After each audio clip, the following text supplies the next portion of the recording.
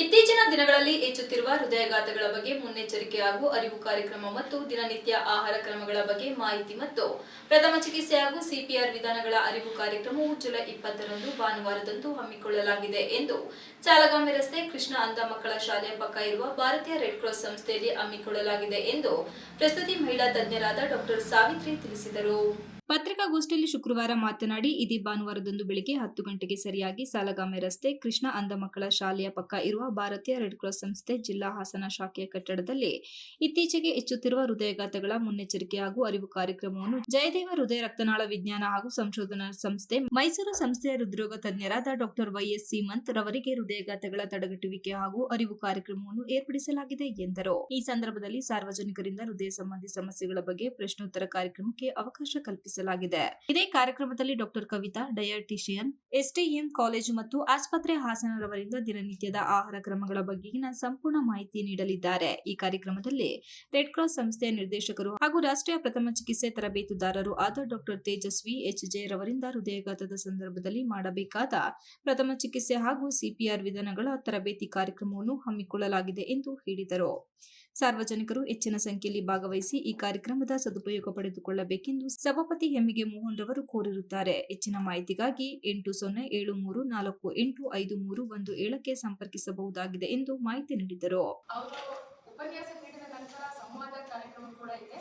ಅನೇಕ ಸಂಶಯಗಳು, ಭಯ, ಕೆಲವೊಂದು ಪ್ರಶ್ನೆಗಳು ನಿಮ್ಮಲ್ಲಿ ಇರುತ್ತೆ. ಅದನ್ನ ಅವರ ಮೂಲಕ ನಿವಾರಿಸಿಕೊಳ್ಬಹುದು. ಯಾವುದೇ ಒಂದು ಈ ಹೃದಯಕ್ಕೆ ಸಂಬಂಧಪಟ್ಟ ಪ್ರಶ್ನೆಯನ್ನ ನಿವಾರಿಸಿಕೊಂಡು ಮಾಧ್ಯಮಗಳಲ್ಲಿ ಅವರ ಬಗ್ಗೆ ನಾವು ಮಾಹಿತಿಯನ್ನು ಕೊಟ್ಟರೆ ಸ್ವಲ್ಪ ಮಟ್ಟಿಗಾದ್ರೂ ಮುನ್ನೆಚ್ಚರಿಕೆಯಿಂದ ಹೃದಯಾಘಾತಗಳು ಆಗೋದನ್ನ ತಪ್ಪಿಸ್ಬೋದು ಅಂತ ನಮ್ಮ ಅನಿಸಿಕೆ.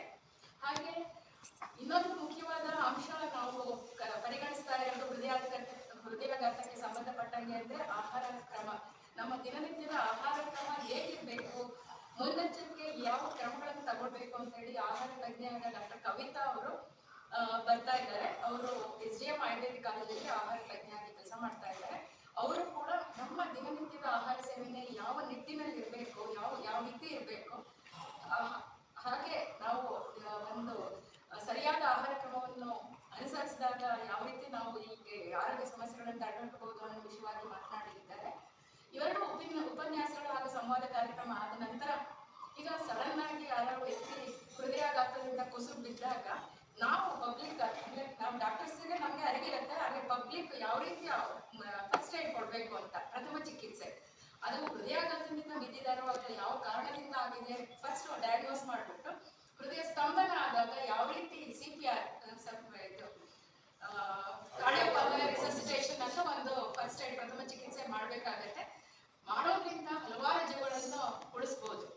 ಪತ್ರಿಕಾಗೋಷ್ಠಿಯಲ್ಲಿ ರೆಡ್ ಕ್ರಾಸ್ ಸಂಸ್ಥೆಯ ಉಪಸಭಾಪತಿ doctor Y S Veerabhadrappa, doctor Rangaswamy, ನಿರ್ದೇಶಕರಾದ Shabbir Ahmed, B R Uday Kumar, S S Basha, K T Jayashree ಇತರರು ಉಪಸ್ಥಿತರಿದ್ದರು. Srinivas, TV 46 news Kannada, Hassan. You are watching TV 46 News Kannada.